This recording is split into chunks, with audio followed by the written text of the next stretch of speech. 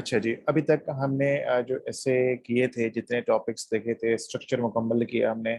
Statement of topic किया था, उसके बाद हमने जो है आउटलाइन बनाना सीखा, इंट्रोडक्शन लिखे, बॉडी के पैराग्राफ्स, उसके बाद जो है वो कंक्लूजन। और आप लोगों को मैंने 2 फुल लेंथ ऐसे भी दे दिए हैं, लाइक कल आपके 2 फुल लेंथ ऐसे भी हो जाएंगे।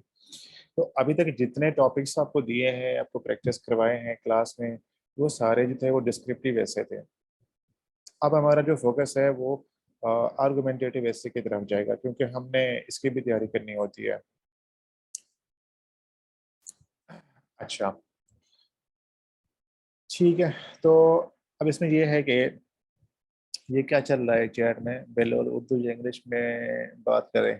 अच्छा ठीक है, हाँ यार बिल्कुल ठीक है, ताकि सबको समझ आए क्या चल रहा है आपके बीच में।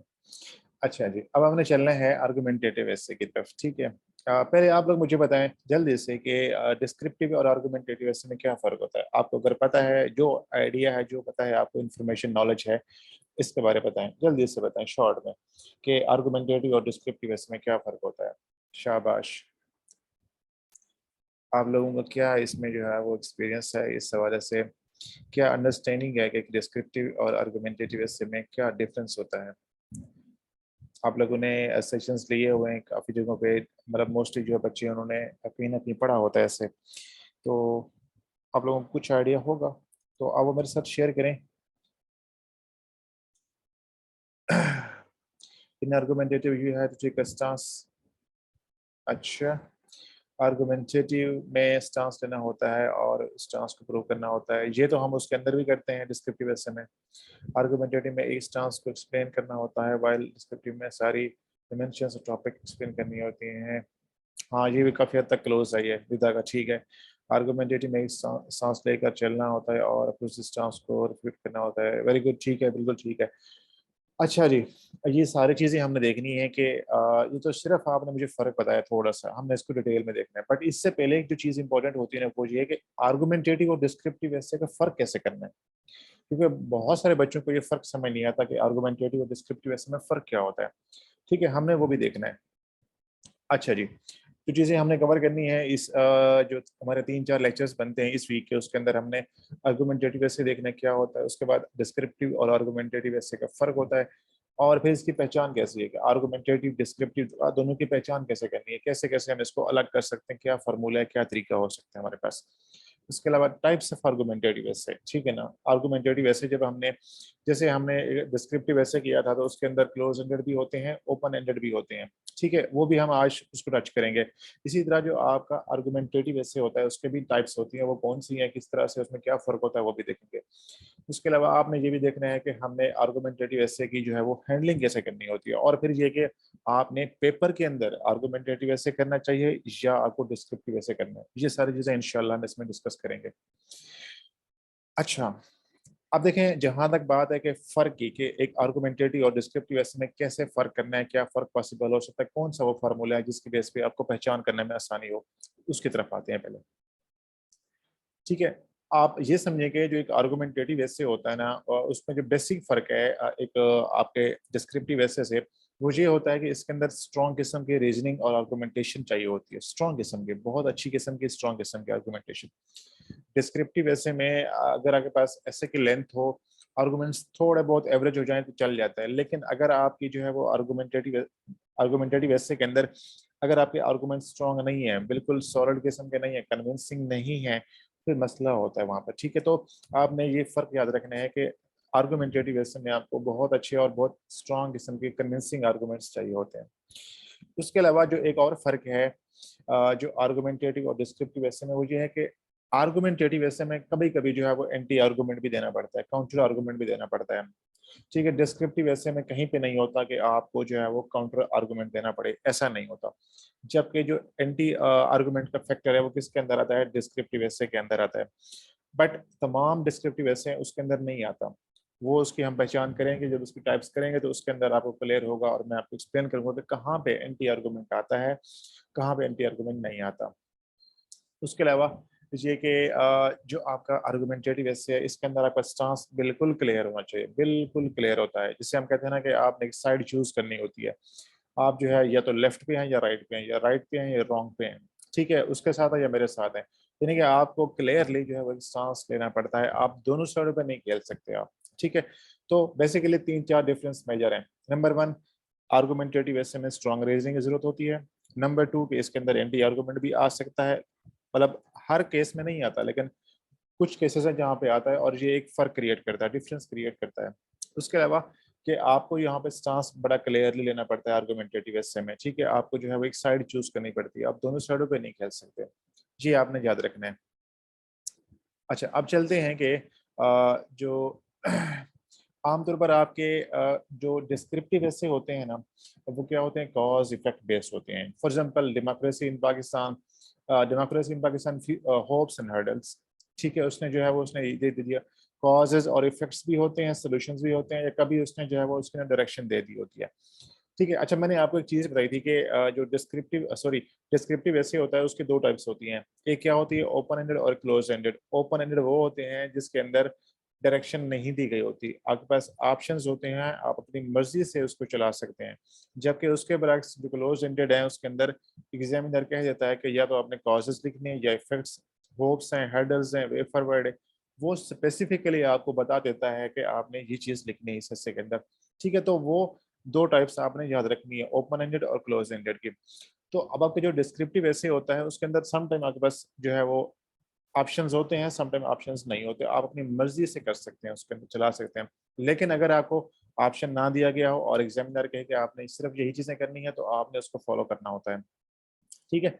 आर्गुमेंटेटिव ऐसे में क्या होता है कि एग्जामिनर स्पेसिफिकली उसमें डायरेक्शन दे देता है, उसमें ऑप्शन नहीं होता। ये फर्क भी आपने याद रखना है कि डिस्क्रिप्टिव और आर्गुमेंटेटिव ऐसे में ये फर्क भी होता है कि जो आर्गुमेंटेटिव ऐसे वहां पे आपके पास ऑप्शन नहीं होता, आप अपनी मर्जी से चीजों को नहीं चला सकते, बल्कि जो एग्जामिनर ने कहा है वही आपने करना होता है, उसको फॉलो करना होता है, ठीक है। उसके अलावा मैं आपको एक मिसाल देता हूँ कि इसको समझने के लिए कि एक आर्गुमेंटेटिव और डिस्क्रिप्टिव ऐसे में क्या फर्क हो सकता है, ठीक है। देखें, दो बंदे हैं, आप में से एक अब्बास है और एक निदा है। मैंने इन दो बंदों को जो है वो बुलाया है। मैंने अब्बास से कहा है कि अब्बास आपने जो है वो स्टेज के ऊपर आना है, ठीक है। यहाँ पे आके आपने 10 मिनट के लिए एक टॉपिक के ऊपर डिस्कशन करनी है, बोलना है, स्पीच करनी है और आपने चले जाना है। जबकि जो दूसरा बंदा है निदा, मैं उनसे कहता हूँ कि आपने यहाँ पे आना है, बोलना है 10 मिनट के लिए, लेकिन आपने जाना नहीं है, बल्कि आपने रुकना है। 10 मिनट के बाद आपने जाना नहीं है, रुकना है, और आपने फिर जो सवाल आएंगे ना उनके जवाब देने हैं। अब ये जो अब्बास वाला जो सिनेरियो है ना, जिसके अंदर अब्बास आता है, ठीक है, वो अपना जो है वो केस पेश करता चला जाता है, वो दूसरे बंदे की बात सुनता नहीं है, सवालों का जवाब नहीं देता। ये डिस्क्रिप्टिव ऐसे की मिसाल है। जबकि जो निदा का केस है, जिसके अंदर वो आती हैं, वो सवालों के जवाब भी देती हैं, अगले बंदे के जो रिजर्वेशन हैं, कंसर्न्स हैं, जो क्वेश्चंस आ रहे हैं, उसको भी एड्रेस करना होता है, उसको मुकम्मल सेटिस्फेक्शन करनी है, कन्विंस करना होता है। तो ये आर्गुमेंटेटिव ऐसे की मिसाल है। अब इसमें क्या फर्क है, तो बेसिकली आपने आर्गुमेंटेटिव ऐसे के अंदर जो दूसरा बंदा है उसकी बात को भी जो है वो जगह देनी होती है, उसको भी सुनना होता है, एंटी आर्गुमेंट वाला फैक्टर इसके अंदर है, ठीक है। उसके अलावा जो एक और डिफरेंस है आर्गुमेंटेटिव और डिस्क्रिप्टिव में, वो लेंथ का होता है। आपका जो डिस्क्रिप्टिव ऐसे है उसके अंदर लेंथ बहुत मैटर करती है, कि आपने जो है वो तकरीबन मोर देन 2000 वर्ड्स आपने लिखने होते हैं। उसमें फैक्ट्स होते हैं, डेटा वगैरह होता है, वो चल जाता है। इकोनॉमी पे इशू आ गया, ऐसे आ गया, एनर्जी क्राइसिस पे आ गया, आपने लिख दिया, ठीक है। इस तरह पॉलिटिक्स पे कोई आ गया, डेमोक्रेसी पे आ गया। उसके बरक्स जो आपका आर्गुमेंटेटिव ऐसे है उसके अंदर लेंथ थोड़ी कम हो सकती है, आपकी जो है 1500-1600 1700 वर्ड का ऐसे भी चल जाता है। तो नंबर ऑफ पैराग्राफ्स कम हो सकते हैं, लेंथ कम हो सकती है, ये डिफरेंस भी है, ठीक है। अगर आपकी आर्गुमेंटेशन अच्छी है, आपके जो है वो रीजनिंग अच्छी है, आपके जो इसमें आइडियाज है बड़े कन्विंसिंग है, तो एग्जामिनर लेंथ के ऊपर कंप्रोमाइज कर लेता है। तो आर्गुमेंटेटिव ऐसे के अंदर जो है वो लेंथ थोड़ी बहुत जो है वो शॉर्ट हो सकती है, 1500 वर्ड 1600 वर्ड तक भी आपका ऐसे रीजनेबल होता है बड़ा, ठीक है। ये आपने कुछ डिफरेंसेस है जो आपने याद रखने हैं। अच्छा जी, अब चलते हैं हम कि पहचान कैसे करनी है, कि आर्गुमेंटेटिव एसे में और डिस्क्रिप्टिव एसे में पहचान कैसे करनी है। ये बड़ी इंपॉर्टेंट चीज़ होती है। मतलब अभी तक मैंने आपको बताया कि ये फ़र्क है, अब आपने वो फ़र्क याद रखने हैं और फिर ये देखना है कि पहचान कैसे करनी होती है। देखें, जब भी कोई आपके पास टॉपिक आता है, पेपर में कोई टॉपिक आता है, तो या तो वो फ्रेज की फॉर्म में होता है, वो या सेंटेंस की फॉर्म में होता है। फ्रेज की फॉर्म में कैसे हो सकता है, ठीक है। जैसे जेंडर इक्वलिटी या पॉपुलर स्लोगन, फुल स्टॉप, ये एक क्या है, फ्रेज की फॉर्म में, इसके अंदर बात मुकम्मल नहीं हो रही, क्लियर नहीं हो रहा कि इसमें क्या कहना चाह रहा है इसके अंदर। उसके बरक्स एक और टॉपिक है कि great nations win without war, या democracy and illiteracy can not move together. ठीक है, ये टॉपिक है, इसको देख लें। जेंडर इक्वलिटी पॉपुलर स्लोगन, उसके बरक्स आप दूसरे टॉपिक को ले लें कि democracy and illiteracy can not move together.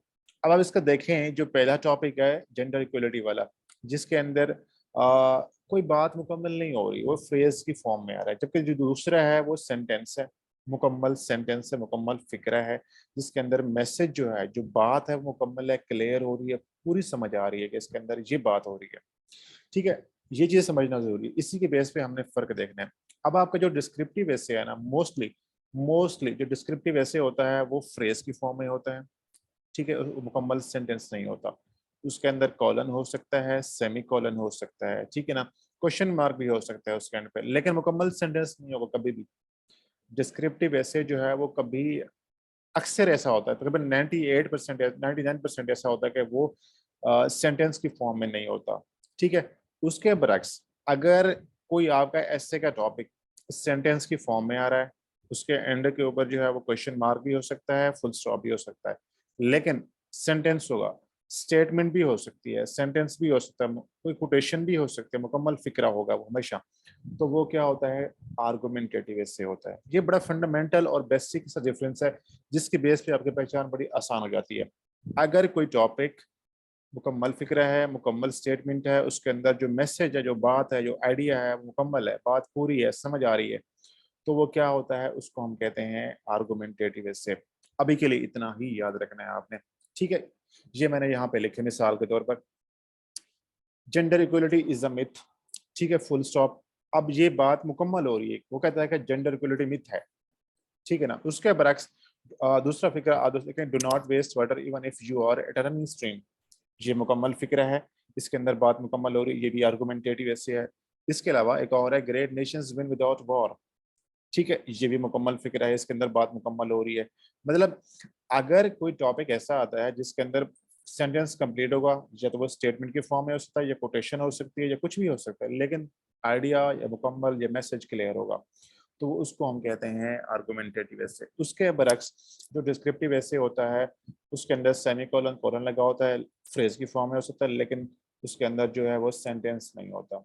ये बेसिक डिफरेंस है। अब इसी डिफरेंस के बेस पे मैंने आपको लेके चलना है 2022 के पेपर के ऊपर। 2022 का पेपर किधर है, एक मिनट, ये है। चलें जी, अब आप मुझे बताएं, आप लोग मुझे बताएं कि इसमें से जो टॉपिक नंबर 1 है वो डिस्क्रिप्टिव है, या आपका जो है वो क्या है, आर्गुमेंटेटिव है। शाबाश, बताएं। फर्स्ट वाला topic, analysis of the concept of globalisation of markets. जो लोग कह रहे हैं आर्गुमेंटेटिव है, तो कैसे है ये, इसकी रीजन दे मुझे, शाबाश। An analysis of the concept of globalisation of markets. जो लोग ये कह रहे हैं कि ये आर्गुमेंटेटिव है, तो मुझे वो गाइड करें, एजुकेट करें कि ये कैसे है आर्गुमेंटेटिव, क्योंकि मैं भी जानना चाह रहा हूँ। शाबाश जी, यासिर और हारिस। यार ये फुल सेंटेंस कहाँ पे है, हारिस, यासिर, कैसे है ये फुल सेंटेंस, आप बताएं मुझे। शाबाश।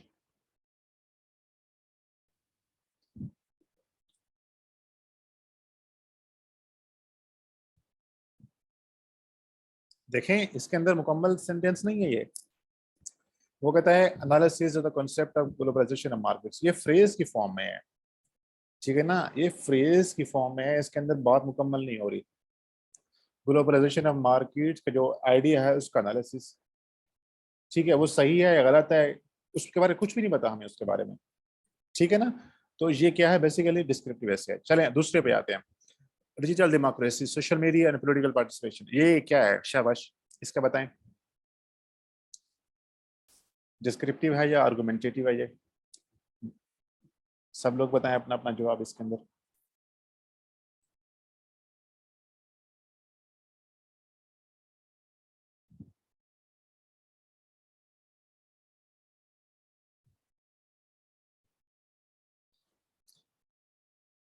शाबाश शाबाश, वेरी गुड, वेरी गुड, बिल्कुल ठीक है। बिल्कुल ठीक है, ये डिस्क्रिप्टिव ऐसे क्योंकि इसके अंदर कॉलन आ रहा है, ठीक है, और ये क्या है। अच्छा, अब डिस्क्रिप्टिव ऐसे है तो ये ओपन एंडेड है या क्लोज एंडेड है? शाबाश, ये बताएं मुझे जल्दी से। टॉपिक नंबर 2 डिस्क्रिप्टिव ऐसे है, ये हमने डिसाइड कर लिया। अब उसके बाद दूसरा ये बताना है क्लोज एंडेड है या ओपन एंडेड है। शाबाश शाबाश, बिल्कुल वेरी गुड, क्लोज एंडेड है क्योंकि इसके अंदर उसने कॉलन के बाद चीजें स्पेसिफिक कर दी हैं। Social media and political participation, very good. ठीक है, अब चलते हैं तीसरे टॉपिक पे, global trade and trade policies of China. ये बताएं ये क्या है, आर्गुमेंटेटिव है या डिस्क्रिप्टिव ऐसे है? शाबाश जी। सब लोग अपना अपना जो है वो रिकॉर्ड, अपना जो वोट है वो सबमिट करें। हाँ जी, ठीक है ठीक है। ओके, चलें अब बताएं टॉपिक नंबर 4 क्या है, ये डिस्क्रिप्टिव है या आर्गुमेंटेटिव है? अभी इस पे नहीं जाना कि लिटरेरी है या नहीं है, पहले हम उस चीज पे आएंगे जो हम पहले फार्मूला यूज कर रहे हैं, डिस्क्रिप्टिव और आर्गुमेंटेटिव वाला, उस पे जाएं अभी। तो उस फार्मूले के बेस पे बताएं कि ये आर्गुमेंटेटिव है या डिस्क्रिप्टिव है। Very good. अब क्योंकि ये आर्गुमेंटेटिव इसलिए है कि ये मुकम्मल सेंटेंस है और डबल कॉमास के अंदर ये कोटेशन दी गई है, ठीक है। Imagination is more important then knowledge, वो कहता है कि जो तखय्युल है, जो ख्यालात हैं, वो नॉलेज से ज़्यादा ताकतवर होते हैं। मतलब पूरी बात है, मुकम्मल आइडिया हो रहा है। थर्ड वाला ओपन एंडेड है, हाँ बिल्कुल ठीक है, बिल्कुल थर्ड वाला जो है वो ओपन एंडेड है, बिल्कुल ठीक है। अच्छा, अब आप मुझे बताएं कि टॉपिक नंबर 6 क्या है, डिस्क्रिप्टिव है या आर्गुमेंटेटिव है? शाबाश, जल्दी से बताएं। Controversial issues of feminism in contemporary women's rights moments. हाँ जी, ये डिस्क्रिप्टिव है या आर्गुमेंटेटिव है? शाबाश, सब लोग बताएं अपना अपना। ठीक है, शाबाश शाबाश, बिल्कुल ठीक है। अच्छा जी, अब मुझे बताएं कि जो बाकी टॉपिक्स हैं उसमें से कोई आर्गुमेंटेटिव है? जो हमने टॉपिक किए हैं उसके अलावा जो मिस हो गए हमने अभी तक नहीं टच किए, उसमें से कौन सा ऐसा टॉपिक है जिसको आप कहते हैं कि वो डिस्क्रिप्टिव नहीं है बल्कि आर्गुमेंटेटिव है? Topic number 8। अच्छा, is there such thing as ethical consumerism? Very good Nita, बिल्कुल ठीक है। अब्बास कहते हैं 8 and 10। How is terrorism and its perception shared by mass media? Abbas, ये टॉपिक नंबर 10 है ना, इसको आप आर्गुमेंटेटिव नहीं कह सकते, ये डिस्क्रिप्टिव ही ऐसे होगा। अब मैं आता हूँ क्यों उसकी तरफ। अच्छा जी, देखें, मोस्टली टॉपिक नंबर 1 जो है वो आपका डिस्क्रिप्टिव है, टॉपिक नंबर 2 डिस्क्रिप्टिव है, 3 वाला डिस्क्रिप्टिव है, 4 वाला लिटरेरी है लेकिन आर्गुमेंटेटिव के नेचर में आता है, 5 वाला जो है वो आपका डिस्क्रिप्टिव है, 6 वाला डिस्क्रिप्टिव है, 7 वाला डिस्क्रिप्टिव है, 8 वाला जो है वो आर्गुमेंटेटिव है, 9 वाला डिस्क्रिप्टिव है, और 10 वाला है वो भी डिस्क्रिप्टिव ऐसे है। ठीक है, इसलिए कि इसके अंदर उसने कहा है कि हाउ इज टेररिज्म, कैसे, वो आपसे पूछ रहे हैं कैसे, ठीक है ना, आपसे वो सवाल कर रहा है, आपसे पूछ रहा है कि किस तरह मैस मीडिया जो है वो टेररिज्म और उसके बारे जो परसेप्शन है वो शेप करता है, तो आपने उसका जवाब देना है कि मीडिया इस तरह से शेप करता है। अब आपने इसमें जो है वो कोई स्टांस नहीं लेना, कोई साइड सपोर्ट नहीं करनी है आपने इसके अंदर, ठीक है। तो कभी कभी इस टॉपिक की बेस से मैंने आपसे कहा था कि मैंने 99 या 98% जो स्टेटमेंट्स होती हैं सेंटेंस की फॉर्म में वो क्या होते हैं, आर्गुमेंटेटिव, बट कुछ केसेस ऐसे होते हैं जहाँ पे वो नहीं होगा, जैसे ये वाला टॉपिक है, ठीक है। तो आपने टॉपिक को बड़े ध्यान से देखना है कि उसके अंदर बेसिकली बात क्या हो रही है, ठीक है। अगर उसमें आपसे ये कुछ ऐसा पूछा जा रहा है, कोई स्टांस लिया जा रहा हो या आपका स्टांस जरूरी है वहां पे लेना, तो वो आपका आर्गुमेंटेटिव होता है। लेकिन अगर आपसे कोई वाई हाउ हाउ इस तरह की चीजें आपसे पूछी जा रही हैं तो वो डिस्क्रिप्टिव ऐसे होगा। सर तो हाउ में आर्गुमेंटेटिव नहीं, आर्गुमेंट्स देंगे इसके अंदर, लेकिन इसके अंदर आप उसको उस तरह ट्रीट नहीं करेंगे। अभी के लिए इतना याद रखना है क्योंकि आर्गुमेंटेटिव ऐसे का ट्रीटमेंट डिफरेंट होता है, उसके स्टेटमेंट, उसकी आउटलाइन थोड़ा सा डिफरेंस होता है, फिर उसके बॉडी के पैराग्राफ्स में फर्क आता है, ठीक है। तो आप इसको जो है वो एज ए डिस्क्रिप्टिव ऐसे ही ट्रीट करेंगे इस वजह से को। अब चलते हैं आपके 2021 के एसेस के ऊपर। आप बताएं कि इसमें से जो टॉपिक नंबर 1 है वो क्या है? चलो ये तो मैंने बता दिया आपको कि डिस्क्रिप्टिव है। आप मुझे बताएं कि टॉपिक नंबर 3 डिस्क्रिप्टिव है या आर्गुमेंटेटिव है? शाबाश। COVID-19 wake-up call for Pakistani researchers. Very good, शाबाश शाबाश शाबाश, डिस्क्रिप्टिव ऐसे है, बिल्कुल ठीक है। अच्छा जी, टॉपिक नंबर 4 क्या है ये बताएं।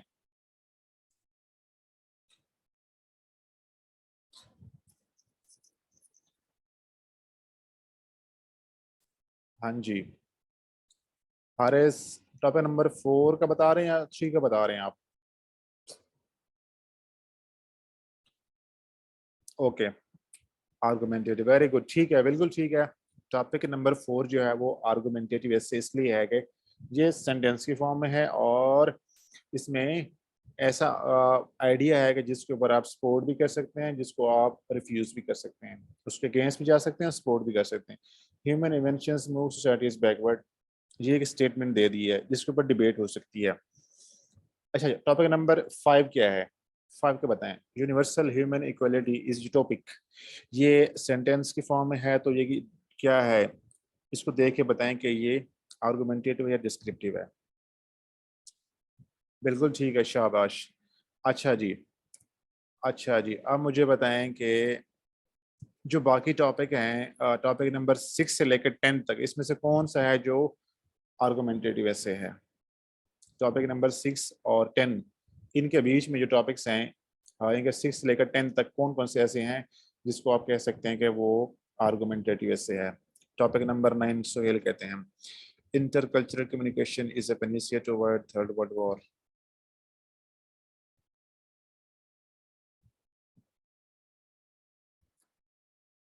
ठीक है, और कोई?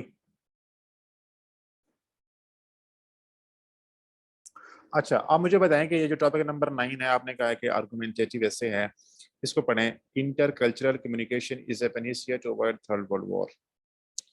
ठीक है, तो क्या ये जो बात है ये सही है या गलत है?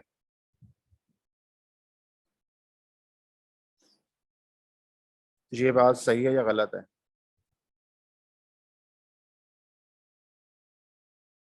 इसका यह मतलब है कि जो दुनिया में तीसरी जंग अजीम है उसको अगर हमने बचाना है तो उसका हल ये है कि हम जो डिफरेंट कल्चर्स हैं उनके दरमियान हम कम्युनिकेट करें, कम्युनिकेशन करें, इनके जो इश्यूज हैं उसको डायलॉग के जरिए सॉल्व करें हम उसको। अगर हमने तीसरी जंग अजीम से बचना है तो उसका बेहतर हल ये है कि हमने डिफरेंट कम्युनिटीज़ के दरमियान डायलॉग को प्रमोट करना है। ठीक है, मुकम्मल बात है, लेकिन ये बात सही है या गलत है, ये बताएं। मतलब इसको आप दुरुस्त मानते हैं, ये बात ठीक है या गलत है, या ये आप इसको सपोर्ट नहीं करते? ठीक है, अब ये बात सुन लें। एक मिनट, टॉपिक नंबर वो जो था आपका किधर गया है? अब इसको सुन लें कि अगर कोई सेंटेंस की फॉर्म में आ रहा होता है और आपको लगता है कि वो मुकम्मल फिक्रा है, मुकम्मल सेंटेंस है, लेकिन वो बात सही हो, बात सच हो, ठीक है, तो वो क्या होता है? डिस्क्रिप्टिव ऐसे होता है, उसको आपने ट्रीट करना होता है एज ए डिस्क्रिप्टिव ऐसे। तो इसके अंदर आपने ये बताना है कि intercultural communication is a panacea to avoid third world war. आपने बेसिकली ये बताना है कि किस तरह जो इंटर कल्चरल कम्युनिकेशन है वो पेनिसिया है। अब आपने इस डिबेट में नहीं जाना कि ये ये वाला सोल्यूशन नहीं है या इसके अलावा सोल्यूशन हैं, आपने इस डिबेट में नहीं जाना, आपने ये बताना कैसे है। जैसे आपने टॉपिक नंबर 10 के अंदर बताना है कि किस तरह मैस मीडिया जो है वो टेररिज्म के बारे में जो परसेप्शन है वो या उसको क्रिएट कर रहा होता है, इसके अंदर भी आपने बताना है कैसे, और इसके अंदर भी आपने बताना है कैसे। ठीक है, तो इन तरह जब इस तरह के केसेस आते हैं तो उसके अंदर बेसिकली जो टॉपिक होता है वो होता है आर्गुमेंटेटिव है, लेकिन उसको आप ट्रीट करते हैं एज ए डिस्क्रिप्टिव से। ठीक है। अच्छा जी, अब हम जो मेन डिफरेंस है वो हम चलते हैं आपकी दोबारा उसकी तरफ। जो आपके आर्गुमेंटेटिव ऐसे होते हैं, अब देखें ना, हमने ये इस्टेब्लिश कर लिया कि जो सेंटेंस की फॉर्म में होते हैं मोस्टली मोस्ट केसेस में वो 98-99% वो क्या होते हैं? आर्गुमेंटेटिव ऐसे होते हैं। अब हमने ये देखना है कि जो आर्गुमेंटेटिव ऐसे है उसके कौन कौन सी टाइप्स हैं और वो कैसे डिफरेंट होती हैं। ठीक है, इसके दो कैटेगरीज होती हैं जिसको हम कहते हैं कि एक वो होता है जो यूनिवर्सल बेस्ड यूनिवर्सल फैक्ट होता है, और एक वो होता है जिसको हम कहते हैं debate based idea.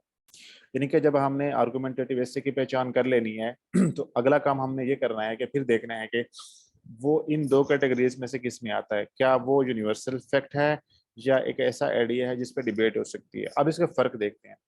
Universal fact से मुराद है कि ऐसी कोई बात, ऐसा कोई फिक्रा, ऐसा कोई टॉपिक जिसको आप ये नहीं कह सकते कि ये बात गलत है, वो बात सच होती है, फैक्ट होती है, रियलिटी होती है, हकीकत होती है। ठीक है ना, जिसको आप रिफ्यूज नहीं कर सकते, जिसके अगेंस्ट आप बात नहीं कर सकते। फॉर एग्जाम्पल, आप कहते हैं classroom decide the future of a nation. कि किसी भी मुल्क का जो मुस्तकबिल होता है वो उसके निज़ाम तालीम पे डिपेंड कर रहा होता है। ये बात बिल्कुल सच है। कोई बंदा ये नहीं कह सकता कि निज़ाम तालीम जो है उसके बगैर भी किसी मुल्क का मुस्तकबिल बेहतर हो सकता है, नहीं हो सकता। तो बेसिकली ये क्या है, ये एक फैक्ट है, ये रियलिटी है जिसको आप रिफ्यूज़ नहीं कर सकते। तो अगर कोई टॉपिक ऐसा आता है जो रियलिटी होता है, फैक्ट होता है, जिसको आप रिफ्यूज़ नहीं कर सकते, उसको हम कहते हैं यूनिवर्सल फैक्टर। ठीक है? उसके बरक्स दूसरी कैटेगरी है आर्गुमेंटेटिव एसे की, उसको हम कहते हैं debate based idea. Debate based idea वो होता है जिसके ऊपर डिबेट हो सकती है। ऐसा टॉपिक, ऐसी कोई स्टेटमेंट, ऐसा कोई कोटेशन या ऐसा कोई टॉपिक ऐसे का जिसके ऊपर सही या गलत दोनों ऑप्शंस हो सकते हैं, राइट या रॉन्ग का हो सकता है, दुरुस्त भी हो सकता है, गलत भी हो सकता है। ठीक है ना? उसके अंदर आंसर यस भी हो सकता है, नो भी हो सकता है। अब इसको समझनी है, यही वाला डिफरेंस है, यही जो बेसिक पॉइंट ना, ये वाला जो डिबेट बेस्ड आइडिया, अगर आपको ये समझ आएगा तो सारा क्लियर हो जाएगा। इसको गौर से सुनना है आपने। जब हम कहते हैं कि हमारे पास कोई टॉपिक आता है और हम उसको पढ़ते हैं और हमारे माइंड को लगता है कि यार ये बात इसने गलत कर दी है, ये ऐसा नहीं है। दूसरा बंदा कहता है यार मैं इस बात से एग्री करता हूँ। फॉर एग्जाम्पल हम कहते हैं कि इसमें एजाज जो है वो कहता है कि मैं इस बात से एग्री करता हूँ। ठीक है, अब्बास कहता है कि मैं इस बात से एग्री नहीं करता। अगर कोई टॉपिक ऐसा आ जाए जिसके ऊपर डिबेट हो सकती हो, यानी कि जिस पे डिफरेंट ओपिनियंस मौजूद होती हैं, डिफरेंट राय मौजूद होती हैं, तो उसको हम कहते हैं debate based idea. For example, human inventions move societies backward. ठीक है, आप ये कहते हैं कि ह्यूमन इन्वेंशंस की वजह से जो सोसाइटी है वो आगे जाने के बजाय पीछे जा रही है, यानी कि तरक्की नहीं कर रही बल्कि उसका जवाल हो रहा है। अब उसने ये ऐसी बात कह दी है कि जिस पे जो है वो डिबेट होगी। मैं कह सकता हूँ कि ये बात गलत कर दी है उसने, हो सकता है अब्बास कहते ये बात ठीक है, मैं इसको सपोर्ट करता हूँ कि इंसान की जो आज की सवाल है वो उसकी वजह ह्यूमन इन्वेंशन है। मैं कहता हूँ यार ये बात सही नहीं है, मैं कहता हूँ कि ये बात सही नहीं है। तो अगर आप इसको देखें तो इसके अंदर डिबेट हो सकती है, दो राय मौजूद हैं, दो ऑप्शंस मौजूद हैं। जब भी इस तरह का टॉपिक आता है ना, तो उसको हम कहते हैं कि वो डिबेट बेस्ड आइडिया होता है। इसकी एक और मिसाल लेते हैं। Gender equality is a myth, full stop. Gender equality is a myth. अब ये एक ऐसा टॉपिक है जिसके ऊपर जो है वो क्या हो सकती है, डिबेट हो सकती है। क्योंकि एक बंदा कह सकता है कि जेंडर इक्वलिटी मिथ है, दूसरा बंदा कह सकता है कि नहीं जेंडर इक्वलिटी मिथ नहीं है। ठीक है ना? तो अगर आपका एस्से का जो आर्गुमेंटेटिव एस्से का कोई टॉपिक है जिसके अंदर डिबेट हो रही हो, जिसके अंदर दोनों ऑप्शंस मौजूद हों, उसको हम कहते हैं डिबेट बेस्ड आइडिया। और इस तरह के टॉपिक के अंदर ही सिर्फ आपने जो है वो एंटी आर्गुमेंट या काउंटर आर्गुमेंट देना होता है। अब वो कैसे देना होता है वो अगली क्लास में हम डिटेल में डिस्कस करेंगे उसको। अभी के लिए आपने ये जो फ़र्क है ये याद रखना है। ठीक है? आप मुझे कोई बता सकते हैं, कोई ऐसे टॉपिक मिसाल दें जो कि आर्गुमेंटेटिव ऐसे भी हो और जिसके अंदर डिबेट वाला ऑप्शन भी हो, जो टॉपिक मैंने आपको बताए इससे हटकर। और modern Wars not holy Wars, हाँ बिल्कुल ठीक है, बिल्कुल ठीक है। ये वाला टॉपिक जो है वो इसके अंदर आता है, डिबेट बेस्ड आइडिया में आता है। ठीक है ना? क्या जो मॉडर्न वॉर्स हैं वो होली वॉर्स नहीं है? मतलब एक बंदा कह सकता है कि modern wars are holy wars, एक बंदा कह सकता है कि modern wars are not holy wars. ठीक है, और बताएं, शाबाश, कोई और टॉपिक बताएं। कोई बंदा मुझे बताए। East Pakistan ready for, yes very good, ठीक है, यासिर शाबाश, शाबाश। और बताएं कोई इसके अलावा कोई और hello topic. New war hello fronts line, हाँ जी हाँ जी। जी, कौन बोल रहा है? सर जी, ये जो हमने पहले बात की है ना, जो बात सही हो तो हम इसको एक मिनट, इसे दोबारा आपके पास कम आ रही है, आप बताएं। मैं कह रहा हूँ कि सर ये जो हमने पहले बात की है कि जो बात सही हो तो हम इसको डिस्क्रिप्टिव इसे लेके चलेंगे। हम्म तो अगर इसमें देखें classroom decide the future of a nation, ये भी तो एक फैक्ट है सर, सही बात है। तो हम हम्म। इसको फिर जितने मतलब यूनिवर्सल फैक्ट्स के टॉपिक्स है तो हम इसको फिर कैसे आर्गुमेंटेटिव में लेंगे, ये तो डिस्क्रिप्टिव है फिर। देखिए ना, अभी के लिए बेसिक चीज़ है कि पहली बात है कि आपने जो फर्क बताए हैं मैंने ये याद रखने हैं। दूसरी, कि जो आर्गुमेंटेटिव ऐसे के नेचर में होगा और वो फैक्ट होगा तो उसको आपने एज ए डिस्क्रिप्टिव ऐसे कैसे ट्रीट करना है ये कल क्लियर हो जाएगा। अब देखें ना कि जब हम डिस्क्रिप्टिव ऐसे को लेते हैं तो हम एक स्टेटमेंट बनाते हैं। स्टेटमेंट हमने उसके अंदर चीज़ें हमने स्पेसिफिक कर देनी है कि हमने इस लिमिट में रह के काम करना है और उसको सपोर्ट करने के लिए हम आर्गूमेंट्स देते हैं। इसी तरह जो आपका आर्गुमेंटेटिव ऐसे होता है, जो फैक्ट बेस होता है, उसके अंदर भी हम एक बाउंड्री डिफाइन करते हैं। फॉर एग्जाम्पल आप कहते हैं कि इट इज़ ट्रू या it is a fact that classrooms decide the future of any nation, तो आप उसके सपोर्ट में आर्गूमेंट्स देते हैं। आप कह सकते हैं कि जो क्लासरूम्स हैं उससे क्या होता है कि एक तो निज़ाम तालीम बेहतर होता है, तो उसका जो है वो इम्पैक्ट होता है। फिर आप कहते हैं वहाँ से जो है लीडरशिप निकलती है। फिर आप कहते हैं कि वहाँ से डेमोक्रेसी ग्रो होती है। फिर आप ये कहते हैं कि वहाँ से ह्यूमन डेवलपमेंट का फैक्टर आता है। फिर आप कहते हैं इकोनॉमी वहीं से बेहतर होती है। फिर आप कहते हैं कि जो रूल ऑफ लॉ है वहीं से निकलता है। तो बेसिकली आप उस चीज़ को सपोर्ट करने के लिए आर्गूमेंट्स दे रहे हैं एज ए डिस्क्रिप्टिव ऐसे, क्योंकि आप इसके अंदर एंटी आर्गूमेंट नहीं दे रहे, तो इसलिए हम इसको ये कहते हैं कि एज ए डिस्क्रिप्टिव ऐसे ही ट्रीट करना होता है आपने। बट अभी कंफ्यूज नहीं होना, परेशान बिल्कुल नहीं होना, कल इंशाल्लाह बहुत सारी चीजें आपको क्लियर हो जाएंगी। ठीक है जी, और कोई सवाल?